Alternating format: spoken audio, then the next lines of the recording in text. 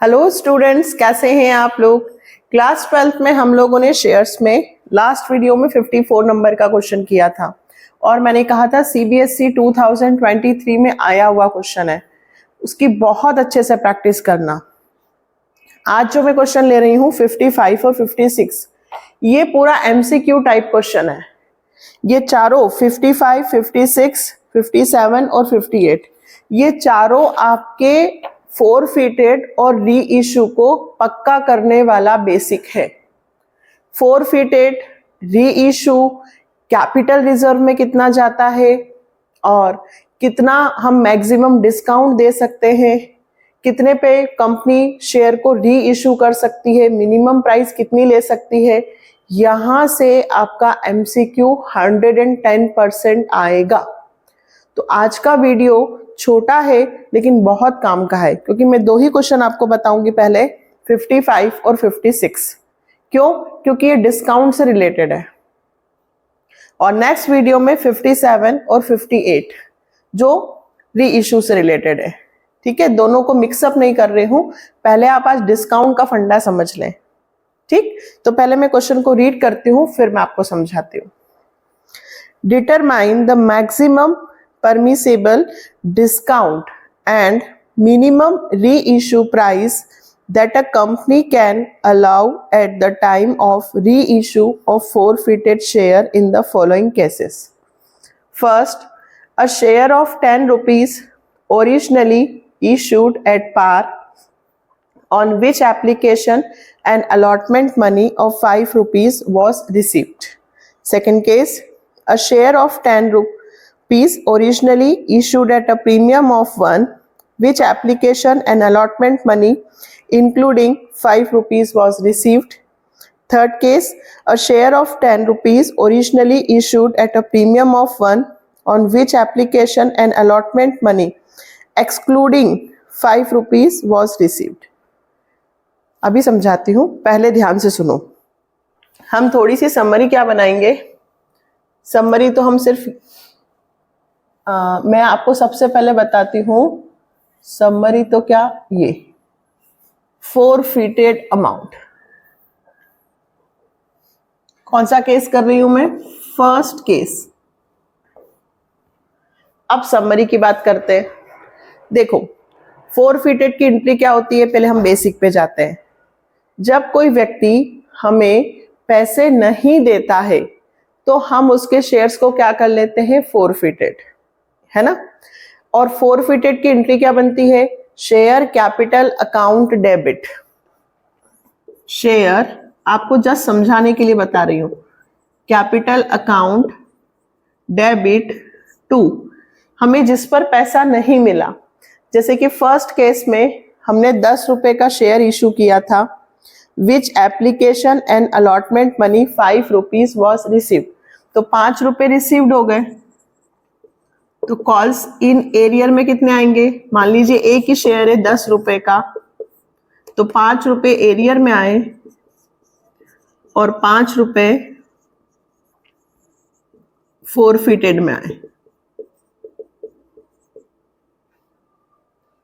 Share की value 10 रुपए हमने मांगे थे, कॉल्ड अप मनी, इसे कौन सी कहेंगे,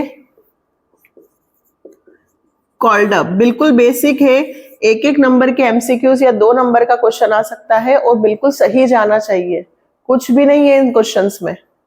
10 रुपए हमने मांगे, 5 रुपए 10 में से कितने, 5 रुपए जो है वो हमें मिल गए। जो पैसा हमें रिसीव्ड हो जाता है, मिल जाता है, वो कंपनी कहां डालती है, फोरफिटेड में। क्यों? क्योंकि कंपनी ने जिस व्यक्ति के शेयर्स को फोरफिटेड किया है, कंपनी वो पैसा उस बंदे को वापस रिटर्न नहीं करती है। आपने जो पैसा मुझे दे दिया, फर्स्ट केस में आपने मुझे एप्लीकेशन और अलॉटमेंट का पैसा दे दिया 5 रुपए, तो ये मेरे 5 रुपए फोरफिटेड में जाएंगे। कंपनी को 5 रुपए का बेनिफिट हुआ है। अब आगे चलकर कंपनी यदि किसी थर्ड पार्टी को शेयर री इशू करे तो कहां तक री इशू कर सकती है, कितना मैक्सिमम डिस्काउंट दे सकती है? तो जितना कंपनी के पास फोरफिटेड में पैसा आया है, जितना कंपनी के पास फोरफिटेड में पैसा आया है, जितना कंपनी को पहले प्रॉफिट हो चुका है, उतने तक का वो डिस्काउंट दे सकती है। तो फर्स्ट केस में फोरफिटेड अमाउंट 5 रुपए है, मतलब 5 रुपए का बेनिफिट हुआ। क्यों बेनिफिट हुआ? क्योंकि कंपनी ने उसके शेयर फोरफिटेड कर लिए और उसका जो पैसा पहले का मिला था कंपनी को, वो पैसा रिटर्न नहीं करेगी। तो 5 रुपए कंपनी का बेनिफिट है, जो हम री इश्यू करते वक्त माइनस करके कैपिटल रिजर्व में डालते हैं। लेकिन इन्होंने सिर्फ हमसे पूछा है, क्या पूछा है? इन्होंने हमसे पूछा है फर्स्ट केस में मैक्सिमम परमिसिबल डिस्काउंट, कंपनी कितना डिस्काउंट दे सकती है। तो ध्यान रखिएगा, कंपनी को जितना पैसा रिसीव्ड हो चुका है वो सारा का सारा कंपनी का एक तरीके से फोरफिटेड में अमाउंट रहता है, वो कंपनी का बेनिफिट है। तो 5 रुपए तक कंपनी डिस्काउंट दे सकती है। मैक्सिमम कितना दे सकती है? 5 रुपए तक। तो एक और पूछा है उन्होंने आंसर आपसे, मिनिमम री इशू प्राइस। तो भाई मैक्सिमम कंपनी 10 रुपए में से 5 रुपए का डिस्काउंट दे सकती है, क्योंकि कंपनी के पास 5 रुपए तक का प्रॉफिट है। देखो एक ऐसी बात बताती हूँ कि बिजनेस में आपने पैसे कमाए, ठीक है, आपका प्रॉफिट हुआ 10,000 रुपए इस महीने का। तो अगर कोई पूछे आपसे कि आप कितना खर्चा कर सकते हो, तो भाई 10,000 रुपए तक खर्चा कर सकता हूं, क्योंकि 10,000 रुपए मैंने कमाए। वैसे ही इसमें उसने कितने कमाए? 5 रुपए। तो कंपनी कितना डिस्काउंट दे सकती है? 5 रुपए तक। तो नई री इशू की प्राइस 10 रुपए में से 5 रुपए का डिस्काउंट दे देगी, तो कंपनी 5 रुपए में इशू कर सकती है। अब जरूरी नहीं है 5 में ही करे, कंपनी 4 रुपए का डिस्काउंट दे दे तो 6 में री इशू कर सकती है, 3 रुपए का डिस्काउंट दे दे तो 7 रुपए में री इशू कर सकती है, 2 रुपए का डिस्काउंट दे दे तो 8 रुपए में री इशू कर सकती है। ये लिखा है मैक्सिमम, मैक्सिमम 5 रुपए तक का डिस्काउंट दे सकती है।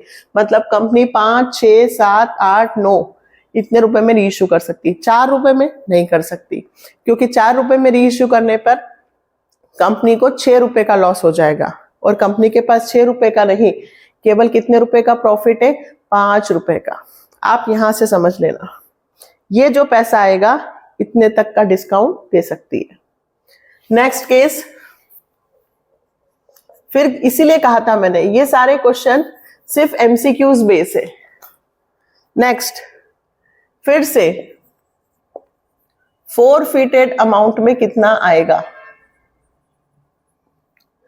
फोरफिटेड अमाउंट में एप्लीकेशन एंड अलॉटमेंट का पैसा आएगा 5 रुपए, लेकिन अलॉटमेंट के साथ लिखा है इंक्लूडिंग प्रीमियम। क्या लिखा है बेटा? इंक्लूडिंग प्रीमियम 1 रुपए। तो हमें प्रीमियम को तो अलग से लिखना होता है, प्रीमियम को अगर प्रीमियम का पैसा नहीं मिलता है तो हम अलग से लिखते हैं, और यदि प्रीमियम का पैसा मिल जाता है तो हमें प्रीमियम से कोई मतलब नहीं है। आपको मैंने पूरे 55 तक क्वेश्चंस कराए हैं, 54 तक, और पीछे के भी कुछ क्वेश्चंस करा रखे। हर बार यही समझाया है, 2 कंडीशन। फर्स्ट, यदि प्रीमियम का पैसा मिल जाता है तो हमें प्रीमियम से कोई लेना देना नहीं है। मुझे एप्लीकेशन और अलॉटमेंट के 5 रुपए मिले, लेकिन इसमें 1 रुपए प्रीमियम का भी है, मुझे प्रीमियम से कोई मतलब नहीं है। हमारा क्वेश्चन फेस वैल्यू से होगा, तो 5 रुपए में से 1 रुपए की प्रीमियम को माइनस कर देना, तो फोरफिटेड अमाउंट में आपका आंसर आएगा 4 रुपए। प्रीमियम को नहीं लेना है, 5 रुपए में 1 रुपए की प्रीमियम इंक्लूड है और प्रीमियम को हम नहीं लेंगे, तो हमें कितने पैसे रिसीव्ड हुए? केवल 4 रुपए। फिर मैक्सिमम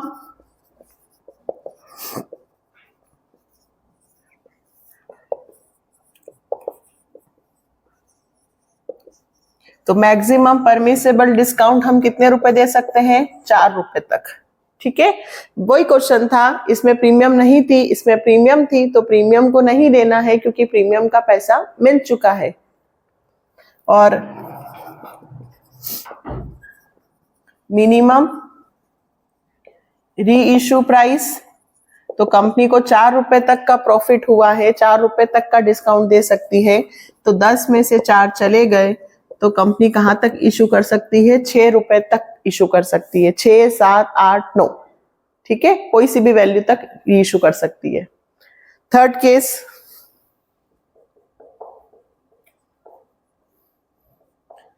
इसमें फोरफिटेड अमाउंट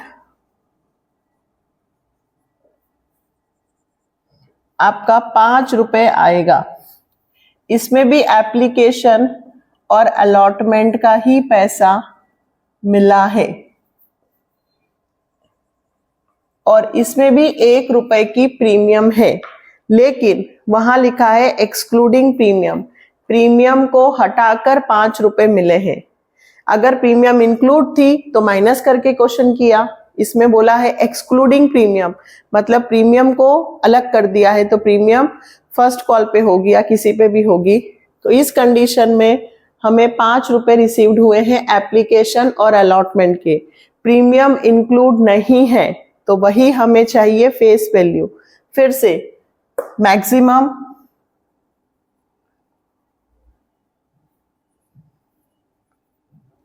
परमिसेबल डिस्काउंट हम कितने रुपए दे सकते हैं? तो इस बार फिर हमारा बेनिफिट कितने रुपए है? 5 रुपए।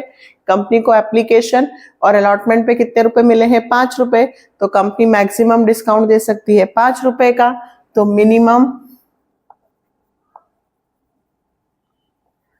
री इशू प्राइस जो होगी वो 10 में से 5 चली जाएगी, तो 5 रुपए तक कंपनी शेयर को री इशू कर सकती है।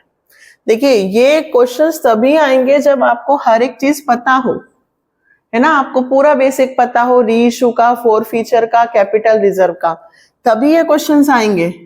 रटा नहीं जा सकता इनको कि भाई अच्छा ये इतना है, इसमें से घटा देंगे, अच्छा ये, ऐसा नहीं होता। हर चीज का मैंने बेसिक बनाया है। फोरफिटेड क्या होता है, कैपिटल रिजर्व में कौन सा पैसा जाता है, ये फोरफिटेड में कौन सा पैसा आता है, इस फोरफिटेड में वो पैसा आता है जो सामने वाले व्यक्ति ने हमें दे दिया था, लेकिन आगे का पैसा वो नहीं दे पाया, तब हमने उसके शेयर को फोरफिटेड किया। और जो पैसा उसने दे दिया था वो कंपनी रिटर्न नहीं करती है, इसलिए ये कंपनी का बेनिफिट होता है। तो इस बेनिफिट का यूज वो आगे चलकर डिस्काउंट को शेयर को री इशू करने में यूज कर सकती है। ये मैंने पूरा बेसिक बनाया है, इसलिए स्टार्टिंग से ही हमें हर चीज को क्लियर करते हुए आना है। ठीक है, तो पहली कंडीशन में 5 रुपए मिले थे तो 5 रुपए का डिस्काउंट दे सकती थी। दूसरी कंडीशन में 5 मिले थे पर एक प्रीमियम था, इसलिए 4 रुपए तक का डिस्काउंट दे सकती थी। यहाँ पे फिर 5 रुपए का डिस्काउंट कंपनी दे सकती है क्योंकि प्रीमियम इंक्लूड नहीं था इसमें। ठीक है, इसे नोट डाउन करो, फिर से समझाती हूँ नेक्स्ट केस में तो और अच्छे से आएगा। नेक्स्ट 56 से और ज्यादा क्लियर होगा क्योंकि इसमें भी हमें वही निकालना है, डिस्काउंट और री इशू, है ना। लेकिन इस क्वेश्चन में देखो हमें अलग अलग सबका दे रखा है कि एप्लीकेशन पर कितने हैं, अलॉटमेंट पर कितने। पहले हम क्वेश्चन को रीड करते हैं, फिर मैं आपको समझाती हूँ। Star limited issued 10,000 share of 10 rupees each, payable as 4 rupees on application, 3 rupees on allotment, 2 rupees on first call and balance on second and final call. 500 share were forfeited. Calculate the maximum permissible discount and minimum reissue price on reissue in each of the following cases. 4 cases दिए हैं। If reissue shares are fully paid up, first case share were forfeited, not payment of second and final call. Second, if share were forfeited for non-payment of first and second call and final call. Third, if share were forfeited for non-payment of allotment, first call, second and final call. If share were forfeited for non payment of allotment and first call, second and final call is not yet made. कुछ नहीं है, बहुत simple है। इधर देखो, अब हमें number of forfeited shares तो अभी मतलब नहीं है, लिख देते हैं फिर भी। नंबर ऑफ फॉरफिटेड शेयर्स कितने हैं? 500। Value of share 10 rupees. Application पे 4 है, अलॉटमेंट पे 3, फर्स्ट कॉल पे 2 और सेकेंड एंड फाइनल कॉल पे है बैलेंस। अब बैलेंस बताओ पहले मुझे, तो टोटल कितना होना चाहिए यहाँ पे? 10, तो 4 और 3 7 और 2 9, तो यहाँ कितना आएगा? 1 रुपीज। ठीक है, अब सुनना फर्स्ट केस। सबसे पहले मुझे कौन सा अमाउंट चाहिए कि फॉरफिटेड में कितना पैसा आएगा। सिंपल सा लॉजिक, जितना पैसा उसने मुझे दे दिया है, जितना पैसा उस व्यक्ति ने मुझे दे दिया है वो फॉरफिटेड में आएगा। तो उसने मुझे फर्स्ट केस में non payment of second and final call, मतलब उसने मुझे सेकेंड एंड फाइनल कॉल का पैसा नहीं दिया। नॉन पेमेंट सिर्फ सेकेंड एंड फाइनल कॉल है, यानी कि उसने मुझे एप्लीकेशन के पैसे दिए, अलॉटमेंट के पैसे दिए और फर्स्ट कॉल के पैसे भी दिए। अब आपको और अच्छे से समझ में आएगा। तो एप्लीकेशन पे उसने मुझे 4 रुपए दिए, अलॉटमेंट में उसने मुझे 3 रुपए दिए और फर्स्ट कॉल पे उसने मुझे 2 रुपए दिए। तो मुझे 9 रुपए का बेनिफिट हुआ है। मेरी जो एंट्री बनेगी शेयर कैपिटल अकाउंट डेबिट है ना, 10 रुपए से, जिसमें से 1 रुपए का एरियर है। तो 2 सेकेंड एंड फाइनल कॉल सिर्फ 1 रुपए नहीं दिया था, उसने 1 रुपए नहीं दिया और मैंने उसके शेयर को फॉरफिटेड कर लिया और 9 रुपए जो उसने मुझे दिए थे वो मैंने लौटाए नहीं। तो कंपनी को कितने रुपए का बेनिफिट हुआ है? पूरा 9 रुपए का। तो फर्स्ट क्या पॉइंट लिखना है हमें? Maximum permissible discount. Company maximum कितना डिस्काउंट दे सकती है? 9 रुपए का। और मिनिमम री इशू प्राइस,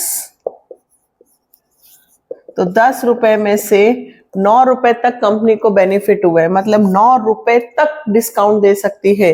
तो कंपनी 1 रुपए में भी री इशू कर सकती है। अब 1 में भी कर देगी, 2 में भी, 3 में भी, 4 में भी, कितने में भी, लेकिन मिनिमम कम से कम 1 रुपए। ठीक है, तो मिनिमम री इशू प्राइस कितनी थी? 1 रुपए, क्योंकि कंपनी के पास 9 रुपए तक का प्रॉफिट है। तो कंपनी 1 रुपए में भी इशू कर सकती है, 2, 3, 4, 5, 6 कितने में भी इशू कर सकती है। 9 रुपए तक का उसके पास प्रॉफिट है। सेकेंड केस, इस बार फॉरफिटेड में कितना पैसा आएगा? ठीक है, तो मैं इसको थोड़ा सा यहां पे साफ कर देती हूं, फिर से क्वेश्चन को पढ़ते हैं। सेकेंड केस में non payment of first and second and final call है। नॉन पेमेंट ये भी और ये भी। इस बार सामने वाले ने मुझे सिर्फ एप्लीकेशन और अलॉटमेंट का पैसा ही दिया है। अब आपको आ गया ना, सिर्फ उन्होंने मुझे 2 ही पैसे दिए हैं, ये दोनों पैसे नहीं दिए। तो कंपनी के फॉरफिटेड में कितना पैसा आएगा? सिर्फ 4 और 3 7, एप्लीकेशन एंड अलॉटमेंट 4 + 3 तो कितने रुपए? 7 रुपीज। इस बार कंपनी को बेनिफिट 7 रुपए का हुआ है। तो मैक्सिमम परमिसेबल डिस्काउंट पूरा लिखिएगा, कितने रुपए हो सकता है? 7 रुपए। इस बार कंपनी 7 रुपए तक डिस्काउंट दे सकती है। और मिनिमम री इशू प्राइस, तो 10 रुपए में से 7 माइनस हो गए, तो इस बार कंपनी ₹3 तक री इशू कर सकती है। ₹3 तक, तो 3, 4, 5, 6, 7, 8, 2 में नहीं कर सकती, क्योंकि ₹2 में री इशू करने पर कंपनी को ₹8 का लॉस होगा, और कंपनी के पास ₹8 का प्रॉफिट नहीं है, केवल कितने रुपए का प्रॉफिट है? ₹7 का। कंपनी को जितना प्रॉफिट होता है उतना पैसे तक कंपनी डिस्काउंट दे सकती है। फिर से पढ़ते हैं थर्ड केस, फिर इसको साफ कर देते हैं, फिर पढ़ते हैं थर्ड केस में। If share were forfeited, non payment of allotment, first call, second and final call. इस बार इसका पैसा भी नहीं मिला, इसका भी नहीं मिला, और इसका भी नहीं मिला। इस बार सिर्फ मुझे केवल एप्लीकेशन का पैसा ही मिला है। तो इस बार फोरफिटेड अमाउंट में सिर्फ केवल कितने रुपए आएंगे? ₹4। इस बार मुझे सिर्फ एप्लीकेशन का पैसा ही रिसीव्ड हुआ। ठीक है, जितना पैसा कंपनी को रिसीव्ड होता है कंपनी उतना ही डिस्काउंट दे सकती है। तो इस बार कंपनी सिर्फ ₹4 का डिस्काउंट दे पाएगी। मैक्सिमम परमिसेबल डिस्काउंट केवल कितने रुपए? ₹4। और मिनिमम री इशू प्राइस 10 में से 4 गए, तो इस बार कंपनी ₹6 तक री इशू कर सकती है। 6, 7, 8, 9, 5, 4, 3, 2 में नहीं कर सकती, है ना। Last case, if share were forfeited for non payment of allotment and first call, second and final call is not yet made. इस बार सेकेंड एंड फाइनल कॉल तो हमने मांगी ही नहीं। ठीक है, तो इससे मुझे कोई फर्क पड़ता ही नहीं है कि मैंने सेकेंड एंड फाइनल कॉल नहीं मांगी। मुझे उसने अलॉटमेंट और फर्स्ट कॉल का पैसा नहीं दिया, उसने मुझे सिर्फ किसका पैसा दिया? एप्लीकेशन का। कॉल्ड अप कितने से हुआ? इस बार ₹9 से, पर मुझे कॉल्ड अप वाले से कोई मतलब नहीं है। इस केस में डिस्काउंट वाली कंडीशन में मुझे सिर्फ इतना पता होना चाहिए कि मुझे कितना पैसा मिला। तो मुझे केवल किसका पैसा मिला इस कंडीशन में भी? फोर्थ केस में ₹4 ही मिले।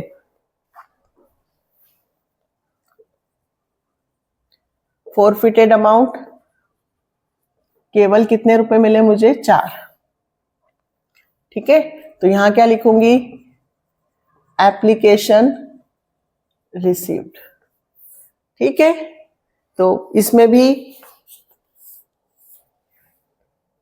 मैक्सिमम परमिसेबल डिस्काउंट हम कितने रुपए तक दे सकते हैं? ₹4 तक। और मिनिमम री इशू प्राइस, देखिए इसमें हमने ₹9 मांगे, लेकिन जब हम री इशू कर रहे हैं तो ऊपर लिखा है कि if the reissued share are fully paid up. जब हम री इशू करते हैं तब हम फुल्ली पेड अप मतलब ₹10 मानकर ही करते हैं। इस कंडीशन में हमारी कॉल्ड अप जो मनी है कॉल्ड अप शेयर की वो ₹9 है, लेकिन इससे कोई मतलब नहीं है, क्योंकि ऊपर ही लिखा है कि जब शेयर री इशू करेंगे तो फुल्ली पेड अप मतलब ₹10 का मानकर ही करना है। तो ₹10 में से ₹4 तक डिस्काउंट दे सकते हैं, तो फिर से ₹6 हम तक री इशू कर सकते हैं। मिनिमम ₹6, 6, 7, 8, 9, ₹10 का शेयर आप 6 में भी बेच सकते हो, 7 में, 8 में, 9 में। 5, 4, 3, 2 में नहीं बेच सकते, क्योंकि आपको मैक्सिमम कितना प्रॉफिट हुआ है? ₹4 तक।